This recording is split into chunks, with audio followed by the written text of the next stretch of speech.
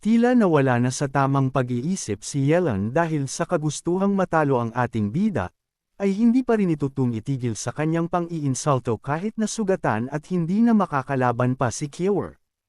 Kaya nagdesisyon ang ating bida na kung gusto talagang lumaban ni Yelan hanggang sa kamatayan ay ibibigay niya ito sa kanya. Inilabas niya ang kanyang buong aura at isang kahindek-hindek na killing intent ang pumapalibot sa kanya. Naramdaman ito sa lahat ng mga Disipolo na nasa lugar. Kanina ay hindi niya magagawang gamitin ang huling alas niya dahil sa pag-alinlangan na baka mabaigo siya o di naman kaya mapatay niya ang kalaban dahil hindi pa niya ito kontrolado. Ngunit ngayon ay wala na siyang pakialam. Sa labas naman ng battlefield ay nag-usap ang dalawang Exalted Dragon dahil sa kanilang nakita na parang bang wala pa ring balak ang dalawa na tumigil lumaban kaya nagtataka sila dito. Tinanong rin ni Heiran ang kanyang kaibigan kung kailangan na ba nilang makialam sa dalawang ito at gawing tabla na lang ang laban at nang sa ganun ay hindi na magdulot ng malalang injury ang bawat isa sa kanila. Alam niya na gustong manalo ng mga ito para makuha ang pinakamalaking pagkilala ang titulo ng pinakamalakas na Disipolo, ngunit hindi sila maaaring mapinsala ng todo dahil sila ang hinaharap ng kanilang Western Land. Ipinapaliwanag rin niya na sa mga oras na ito ay walang saysay pa na magpatuloy ang dalawa sa laban. Ayaw rin niyang magpatayan ang mga ito dahil kanina pa nila napatotohanan na sila nga ang pinakamalakas na disciple ng buong Western Land. Tinanong rin niya ang kanyang kaibigan kung ilang oras na lang ba ang natitira bago matapos ang laban sa pagitan ng dalawa. Sinagot ito ni Bai Mei at kanyang sinabi na halos 15 minutos pa ang natitira bago matapos ang laban ng dalawa. Sa tingin niya ay sapat na ang natitirang minuto na ito para makagawa ng isang malakas na round ang dalawa. Umaasa siya na wala sanang makatanggap ng malaking pinsala dahil magiging malaking pagkatalo ito para sa kanilang dalawa ng kaibigan niya kung sakaling may masawi sa dalawang ito. Kung sakaling hindi man matapos ang laban ng dalawa ay mas maganda na maging draw na lang ang resulta ng laban upang nang sa gayon ay hindi mahirapan ang dalawang ito sa rangkang. Sa itaas ng kalangitan ay muling itinaas ni Yelan ang kanyang kamay at kanyang sinabi na ito na ang huling atake niya sa ating bida. At sisiguraduhin niya na mapapatay niya ang ating bida, gamit ang kanyang sinunog na kaluluwa ay gagamitin niya ang pinakamalakas na antas ng apoy na kaya niyang gawin. Na siya namang ikinababahala ni Wen Tao. Kasabay nito ay agad nang gumawa ng galaw ang kanyang Dragon Soul at nagsimula na itong gumawa ng malaking apoy sa kanyang katawan. Napuno naman ng pag-alala si Wen Tao dahil gagamitin na naman ulit ni Yelan ang atake na ginawa niya kanina. Ang atake na ito ay sobrang lakas kaya matinding pinsala rin ang natamo ni Zhou Fan dito. Mabuti na lang ay nandoon ang kanyang alagang ibon kaya nakaligtas siya sa apoy na ito. Pero sa ngayon ay wala nang magliligtas sa kanya kaya hindi niya alam kung ano na ang gagawin nito. Kahit na si Chu Chu ay nababahala rin dahil alam niya na hindi kayang harangan ng kanyang minamahal ang atake na ito. Sa sitwasyon nito kanina ay naging maswerte ito ngunit kahit ito ang sitwasyon ay nagtitiwala pa rin siya na kayang gumawa ng paraan ang ating bida para dito katulad ng mga bawat nagdaang mga laban nito. Sa labas ng battlefield ay napuno ng takot si Fen Yang dahil kapag nawala ang ating bida ay tiyak na malaking talo ito sa kanilang sect. Kaya nananalangin siya na sana ay sumuko na si Zhou Fan upang hindi ito mawala ng buhay. Dagdag pa niya na malaking bagay na ang narating nila dahil sa kanya kaya wala na itong dapat patunayan pa. Sa ngayon ang mas mahalaga ay maging ligtas siya dahil ito ang hinaharap ng kanilang sect. Nagiging seryoso naman ang dalawa niyang kasamahan dahil alam nila na wala ring saysay para magpatuloy pa ang ating bida na makipaglaban sa kamatayan. Sa ngayon ay nakuha na nila ang resulta na nais nila kaya malaking pag-unlad na ito para sa Demon Scheming Sect. Alam rin nila na sa mga oras na ito walang ibang makakatulong si Zhou Fan at kahit sila ay wala ring magagawa kahit subukan pa nila. Napuno naman ng pag-aalala ang mukha ni Yan Mo dahil hindi niya alam kung may mawawala ba sa dalawang ito dahil ito na ang huling atake ng laban. Sa buong buhay niya ay ngayon lamang siya nagkaroon ng interes sa ganitong laban ngunit hindi niya maiwasan na makitang buhay ang dalawang ito. Kahit ang kanyang junior sister ay napansin ang kanyang pag-aalala kaya tinanong niya ito kung kailan pa nagkaroon ng simpatsya si Yanmo sa kanyang dating kalaban. Hindi naman kaya nais niyang makita na mawalan ito ng buhay sa kamay ni Yelan. Nang marinig ito ni Yanmo ay nawala ang pag-aalala sa kanyang mukha at kanyang sinabi na ang malakas ay hindi kailangan ng simpatsya mula sa mahina.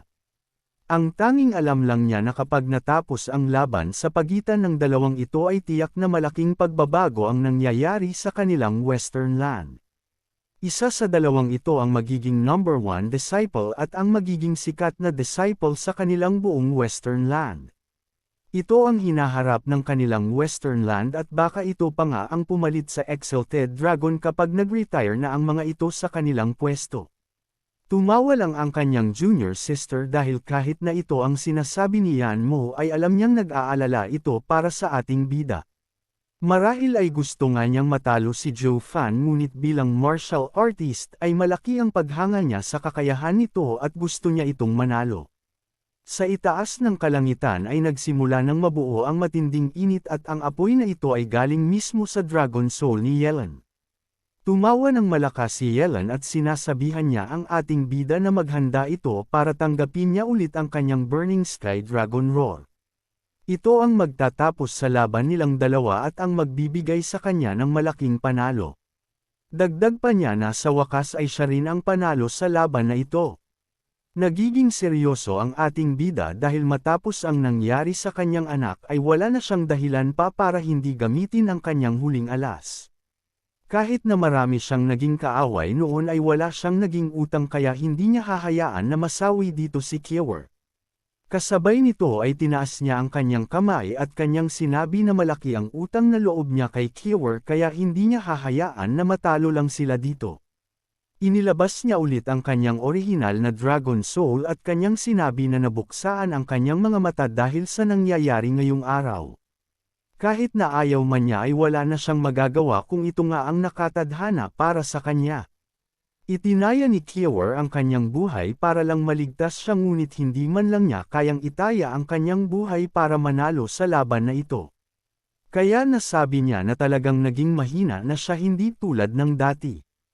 Nabahala naman si Tianyang nang mapansin niya ang paglabas ng orihinal na Dragon Soul ng ating bida. Wala na itong elemental power tulad ng Scarlet Dragon o ang apoy na asol. Kaya nagtaka siya kung wala na ba talagang maisip na paraan ang ating bida para manalo kaya ito na lang ang ginawa niya. Alam niya na hindi malakas ang unang anyo na ito kaya malaki ang pagkakataon na baka masunog lang ito agad dahil sa apoy ni Yelan. Huminga ng malalim ang ating bida at kanyang sinabi na dahil sa ginawa ng kanyang anak ay kailangan niyang gamitin ang bagong kapangyarihan na ito kahit sobrang delikado ito para sa kanya. Maaaring siyang mamatay gamit ang kapangyarihan na ito ngunit ito na lang ang natitira niyang alas para manalo. Napuno ng galit ang mukha ng ating bida at kanyang sinabi na itataya niya ang kanyang buhay para lang mapatay ang mayabang na batang nasa harapan nila. Wala na siyang pakialam kung mamatay man silang dalawa dito hanggat masisigurado niya na wala na rin si Yelan na ito sa mundong ito. Mundong ito. Kasabay nito ay ginamit ng ating bida ang Purple Lightning na siyang nakatago sa kanyang mata at ginamit rin niya ang Demonic Arts. Sa itaas ng kanyang Dragon Soul ay binuo niya doon ang apoy ni Kung Pang upang magsilbi itong tulay sa lahat ng kanyang elemento ng kapangyarihan. Ang lahat ng pagsasama ng kapangyarihan na ito ay nagbigay ng isang mapangangib na aura. Kahit na si Yelan ay nagulat nang maramdaman niya ang aura na nabuo sa tatlong kapangyarihan ng ating bida. Sumigaw naman ang ating bida at kanyang sinabi na tama ang hinala ni Yelan. Ang proseso na nakikita niya ngayon ay ang paraan para pagsamahin ang apat na kapangyarihan ng taglay niya. Kasabay nito ay nagsimula na ang proseso at isang malakas na sigaw ang ginawa ng kanyang Dragon Soul. Nagiging seryoso ang ating bida dahil kung sakaling magkamali siya sa prosesong ito ay kamatayan ang kanyang matatanggap. Ngunit kapag naging matagumpay naman ang kanyang proseso ay tiyak na malaking kapangyarihan ang kanyang matatanggap mula sa pinagsama niyang elemento. Ito ang dahilan kung bakit ayaw niyang gamitin ito dahil sobrang laki ng panganib na dala nito. Galit na galit rin na sinabi ng ating bida na sa oras na magawa niya ang prosesong ito ng tama ay tiyak na si Yellen ang mawawala sa mundong ito dahil wala itong paraan para maarang ang kanyang bagong kapangyarihan. Mas naging seryoso naman si Yellen dahil napagtanto niya na hindi nagbibiro ang ating bida. Alam niya na hindi nagyayabang ang ating bida dahil kanina pa ito gumagawa ng maraming kakaibang bagay. Ngunit kung sakaling ito nga ang sitwasyon ay malaking panganib ito para sa kanya. Subalit sinabi niya na imposibleng magawa ito ng ating bida dahil isa lamang siyang mahinang tao. Kahit nataglay niya ang apoy ni Kung Pang ay hindi pa rin ito sapat para mapagsama niya ang apat na kapangyarihan. Galit na galit rin na sinabi ni Yellen na ang mga kapangyarihan na ito ay ang innate power ng mga sacred beast. Natural lang na naglalaban ang kapangyarihan na ito sa bawat isa dahil sa nature ng kanilang pagiging sacred beast. Kaya tinanong niya ang ating bida kung paano nito mapagsama ang tatlong kapangyarihan ng sacred beast. Nagsalita si Joe Fan na mukhang hindi alam ni Yellen na ang lahat ng kapangyarihan ng sacred beast ay nagmula sa chaos energy. Ang bawat isa sa mga ito ay nagtataglay ng kani-kanilang domain power. Kaya tinanong niya si Yellen kung hindi ba sumagi sa kanya na kahit magkalaban ang mga kapangyarihan na ito ay nanggaling pa rin sila mula sa isang source. Maaaring mali ang ating bida sa kanyang hinala ngunit kung magiging totoo ito ay tiyak na isa sa kanila ang mamamatay dito. Lumabas ang pawis sa mukha ng ating bida dahil sa tingin niya ay kulang ang tatlong kapangyarihan ng sacred beast para magawa ang proseso. Kaya agad niyang binuksaan ang kanyang Divine Eye of the Void para isama rin ito sa kapangyarihan na gusto niyang pagsamahin kasama ang tatlong inheritance ng Sacred Beast. Mas lalo namang lumakas ang aura ng kanyang Dragon Soul dahil ginamit niya ang Golden Flame ni Yellen na siyang kinain kanina ng kanyang Demonic Dragon. Sa mga nagtataka dahil sa Divine Eye of the Void ng ating bida ay kaya niyang gumawa ng malawak na space sa kanyang kaliwang mata kung saan nakatago ang Purple Lightning at ang Golden Flame ni Yellen. Ang lahat ng mga ito ay nak-a ng kanyang demonic arts at kaya nitong ma-convert para magamit ito ng ating bida. Sa mga oras na ito ay taglay ng ating bida ang dalawang inheritance ng mga sovereign at apat na kapangyarihan naman ng Sacred Beast. Mas lalong nagulat si Yellen nang makita niya ang kanyang apoy sa Dragon Soul ng ating bida kaya tinanong niya ito kung paano niya ito nagamit. Tumawa ang ating bida at sinasabihan niya si Yellen na huwag itong matakot dahil ang Golden Flame na ito ay ninakaw lang niya sa mga atake nito kanina gamit ang kanyang Demonic Dragon. Ngunit dahil sa tulong ng apoy na ito sa prosesong ginagawa niya ay tiyak na mas malakas na kapangyarihan ang mabubuo niya gamit dito. Ito ang isang nakulangan sa kanya nang sinubukan niya ang prosesong ito ilang araw bago magsisimula ang laban nilang dalawa. Ipinapaliwanag rin ng ating bida na ang dalawang apoy na ito mula kay Kung Pang at Dragon Ancestor ang kailangan niya para ma-achieve ang tunay na Yin at Yang Circle. Isa itong crucial na hakbang sa nais niyang gawin. Ito ang tunay na path of refinement kaya malaking bagay ito sa kanya. Tumawa rin ang ating bida dahil malapit na niyang matapos ang refinement na ito at alam niya na walang magagawa si Yellen dahil ginagamit rin nito ang kanyang kaluluwa para sa huling atake nito. Nagiging seryoso si Yellen at kanyang sinabi na wala nang sapat na oras ang ating bida dahil malapit nang matapos ang laban nilang dalawa. Kaya agad na niyang binitiwan ang kanyang malakas na atake upang hindi matapos ni Joe Fan ang kanyang ginagawa. Sa ngayon ay kailangan niyang matalo ang ating bida hanggat hindi pa nauubos ang oras ng laban nilang dalawa.